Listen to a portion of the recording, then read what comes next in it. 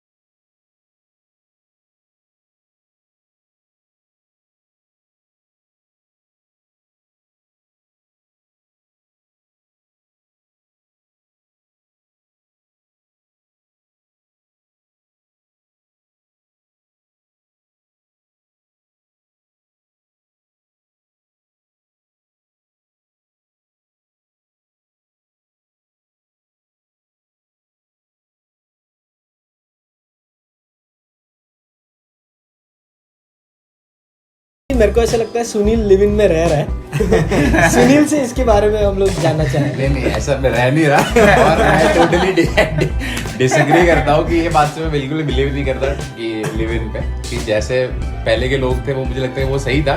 ठीक है, अभी समझना जरूरी है तो अपन मिल सकते हैं, बट ज्यादा टाइम स्पेंड कर सकते हैं। आपको जानने के लिए लिव इन क्यों रहना है? क्योंकि लिव इन में 6 months आप फ्रेंडशिप लिव इन में मेजर लिव इन का कंसेप्ट ये है, you get to have sex with the partner, ठीक है।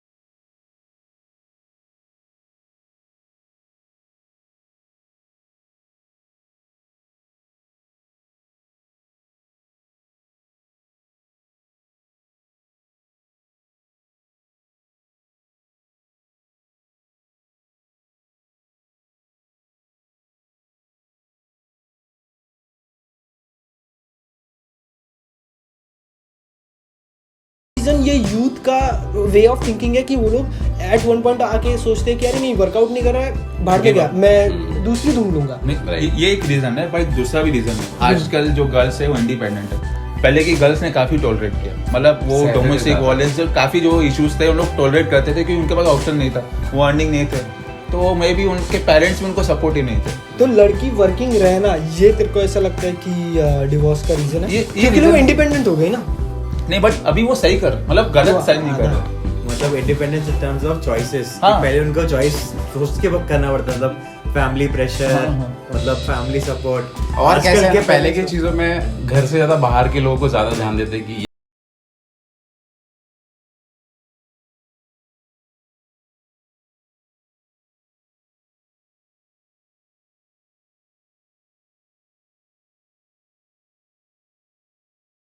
करता है कि तू एक साइड बोलता है कि यूथ सेल्फिश है, दूसरा साइड बोलता है कि लड़की इंडिपेंडेंट हो गई। इंडिपेंडेंट होना इज मोर लाइक डिपेंड्स आप सेल्फिश कौन से रीजन से। अगर कोई मेजर इश्यूज है उसमें होना डेफिनेटली मेजर इश्यूज मतलब तू मेजर इश्यूज कोई डोमेस्टिक वायलेंस है, जो डाउरी के केसेस अभी भी मैं देखता हूँ काफी जगह पे डाउरी मांगते हैं जो वो एक्सेप्टेबल नहीं, वो केसेस में आप सेल्फिश हो तो मानते हैं, पर कोई कॉमन छोटे इश्यूज रहते हैं तो उसमें गिव अप नहीं करना चाहिए मेरा वैसा है, क्योंकि आपको टाइम देना चाहिए। एंड अरेंज मैरिजेस होते हैं तो 1-2 साल टाइम लगता है, आप ऐसे नहीं एक ही दिन में आप एक दूसरे को जान पाओगे।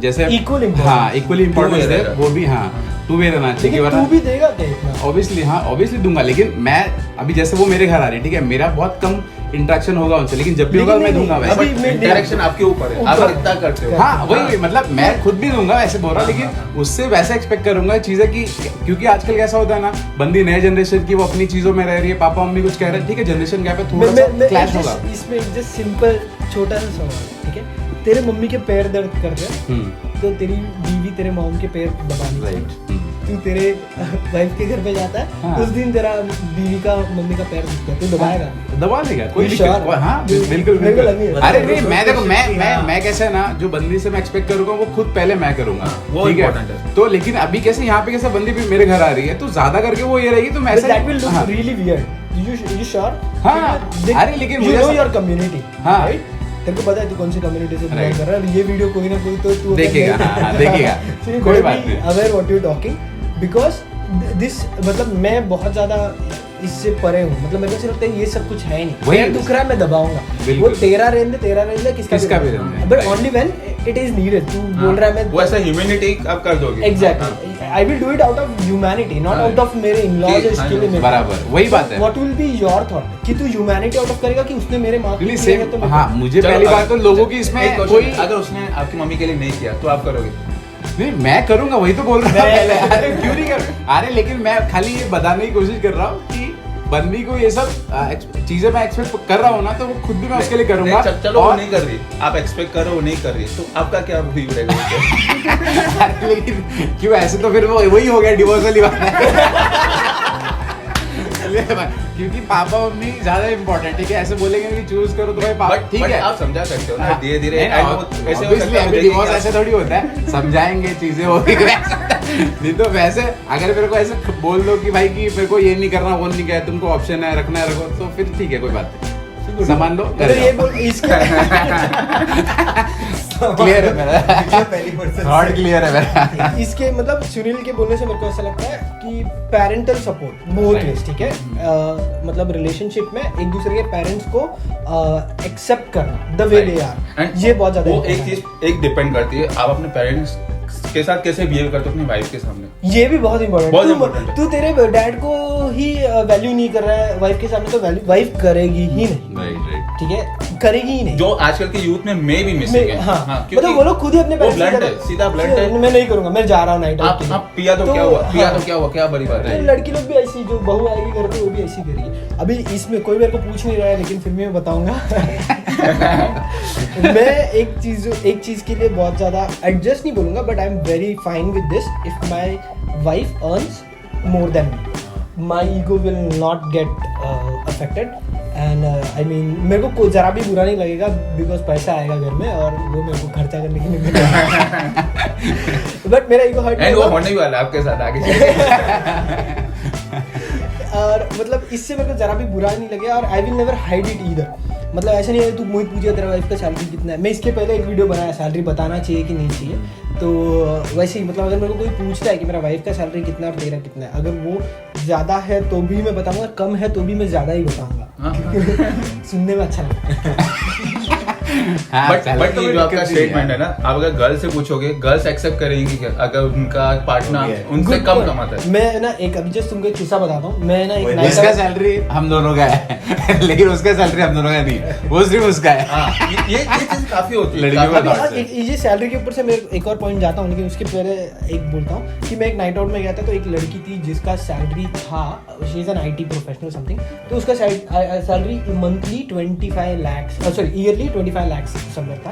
तो वो बोल रही थी वो मैट्रिमोनियल में रजिस्टर थी, उसको लड़का बहुत पसंद आ रहा है, लेकिन उसका सैलरी आ रहा था 15-16 लाख, जो कि हम सबका उसके मिला। ब्रैकेट में नहीं आ रहा। 15-16 लाख भी छोटा अमाउंट नहीं है ना, मतलब लेकिन हाँ। शी वाजंट रेडी, बिकॉज वो बोल रही थी क्या है इसका सैलरी कम है। तो आपको शादी किससे करनी है वो डिसाइड करो, आपका पर्सपेक्टिव क्या है, तो पर्पस ये क्या केस है। में तुम्हारा क्या ओपिनियन है, मतलब लड़की के साइड लड़के के side। नहीं यू शुड बी डिसाइडिंग कि तेरे को क्या लगता है कि ये उसका अप्रोच सही है, हाँ या नहीं मुझे लगता है गलत है। नहीं अप्रोच गलत है, बट प्रॉब्लम यही है हम्म। काफी कम लड़कियां एक्सेप्ट करेंगी वो चीजें। मुझे ऐसा लगता है कि बॉन्ड इज इम्पोर्टेंट, क्योंकि सैलरी तो बढ़ नहीं अरेंज मैरिज में क्या घंटा बॉन्ड, सही बात है। बात- अरेंज मैरिज में तो पैसा और प्रॉपर्टी देख रहा है, तू कौन सा बॉन्ड देख रहा है? राइट मोहित? बेसी वही है सेलेक्ट करने का वैसे में। बेसी मतलब तू मैट्रिमोनियल में मैं गया नहीं है, लेकिन मेरे को ऐसा लगता है कि तुम लोग जाते हो पहला कितना क्या बोलते हैं उसको, कितना लैक्स पर एनम है, प्रॉपर्टी खुद का घर कितना है, वाइस वर्सा। लड़के भी कार है कि आई नहीं, think salary decide standard of living की। वो बंदी बोलेगी कि मेरा ऑलरेडी इतना स्टैंडर्ड है तो ये बंदे का उतना रहेगा कि नहीं।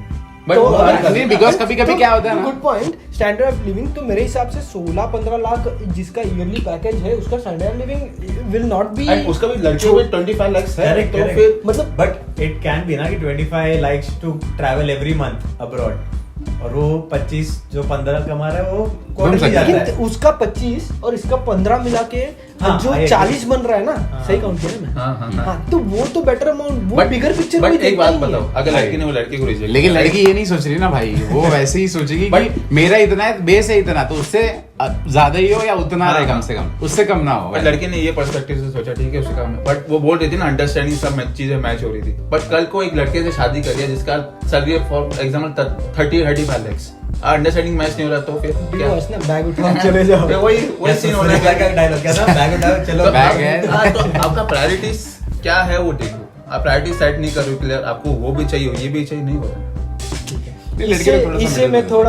थोड़ा और मेरे को एक सूझ रहा है कि तुम लोग इससे कितना एग्री करते हो। कल समझ हम सबका सैलरी 5 लाख है, हम सबका शादी हो गया, सबके वाइफ का सैलरी 5 लाख है, ठीक है, और वो बोलती है कि मैं 3 लाख मेरे माँ बाप को दूंगी ईयर लिया कंप्लीट। मैं एग्री हूँ, Agreed, उसके लिए मैं दे दूंगा, कोई issue दिक्कत हाँ, नहीं, मैं 100%, दे दूंगा, कोई दिक्कत नहीं भाई, मत दे- कमाए तो दे- कोई दिक्कत नहीं। मतलब उधर किधर भी तुम लोग ऐसा कुछ ये नहीं रखोगे कि अगर तेरा मॉम डैड फाइनेंशियली अच्छा खासा सेटल्ड है तो तू देने की जरूरत नहीं है। Correct. You getting my point? हाँ। अगर वो लोग फाइनेंशियली वो करोड़पति है फिर भी लड़की बोले मेरा मैं 3 लाख दे रही हूँ। हाँ, वो है, मतलब ऐसे जरूरत पड़े तो वैसे स्टार्ट में आके से नहीं बोल सकते नहीं दे सकती, वो धीरे धीरे होता है। तू धीरे धीरे उसकी मारेगा। धीरे धीरे समझ अगर नहीं मुझे अरे क्या है ऐसे, लेकिन डेली ये नहीं करता, मतलब ऐसे जरूरत है, ऐसे भी हमें लग रहा है ना कि उसको नीड है उनके घर पे, जैसे कोई है नहीं जो अर्निंग हो, तो हमें हेल्प करनी चाहिए, कोई प्रॉब्लम ही नहीं है। सेम लेकिन पर्सपेक्टिव, अगर आपके पेरेंट्स सेटल्ड है, ठीक है, आपको जरूरत नहीं घर पे, तो भी आप दे रहे हो, क्यों दे रहे हो फिर? मैं घर पे थोड़ी नहीं देता नहीं, सपोज आप दे रहे हो घर पे, आपका हैबिट है, आप दे रहे हो घर पे, नीड नहीं आपके पेरेंट्स तो को, तब दे लड़की रहे का हो। भाई रहेगा ना, वो उसके माँ बाप को देगा। बट एट द एंड जो घर पे पैसे देते हैं वो लोग भी गोल्ड इन्वेस्ट एफडी कर रहे हैं घर और वो वाले लोग जाने के रख बाद अपने को ही मिलेगा। लॉजिक वही रहता है क्योंकि पेरेंट्स लॉन्ग क्या इसको long term investment. Long term investment. हाँ, मतलब फैमिली का माइंडसेट वही है कि एफडी में पैसा इस थोड़ा तो मतलब तू बोल रहा है घूम फिर के अपने को ही आना है, तो देने में क्या है? But in terms of patience is very important. मतलब लोग, कुछ लोगों को होता है कि अभी 3 लाख दूंगा तो कब मिलेगा, पर मॉम डैड का लाइक जो थोड़े बहुत पैसे आ रहे हैं वो जमा करते हैं और आगे इनके काम ही आएगा। I think patience is important की मतलब तुम लोग इससे ये थॉट से क्लियरली एग्री हो, ये सिर्फ वीडियो के लिए नहीं बात कर नहीं, रहे नहीं, हो, fully right? agree। तुम लोग वाइफ को देने दोगे ना? बिल्कुल इसी बिल्कुल। बात पे एक लाइक बन जाए ये वीडियो पे। ठीक है, और तुम्हारे पास कुछ डिस्कशन करने लायक है जो नहीं, मुझे लगता है कि बहुत वीडियो काफी ऑलमोस्ट 20 मिनट होने आ गए। क्या बात कर रहा है? तो ठीक है, चलो, यहीं I think we should पे रुका discussion देते हुआ हमारा। हैं। यस, तुम लोग को अगर वीडियो पसंद आया तो तुम्हारे कमेंट्स नहीं, जो भी पॉइंट्स है, जैसे जो भी क्वेश्चन थे उसके जवाब आप लोग भी देना चाहते हैं तो कमेंट में बिल्कुल दे, जहाँ पे हम लोग गलत है उस पर करेक्ट कर सकते हैं। और सुनील को फेसबुक पे आप ढूंढ सकते हो, सुनील शर्मा। अगर पर्सनली इसका ओपिनियन गंदा लगा तो इसको गाली भी डाल सकते हो। DM करें, DM करें। गाली भी डाल सकते DM हो। करो। मोहित को भी तुम इंस्टाग्राम पे ढूंढ सकते हो। सूरी बहुत अच्छा गिटार बजाता है तो उसको भी इंस्टाग्राम पे तुम फॉलो कर सकते हो। या फिर किसी होटल में मिल ही जाएगा तो बजाता हुआ। So thank you so much for watching. Thank you, Signing guys. off, Sunil, Siddharth, Suri and Mohit. Bye bye. Bye. Take care.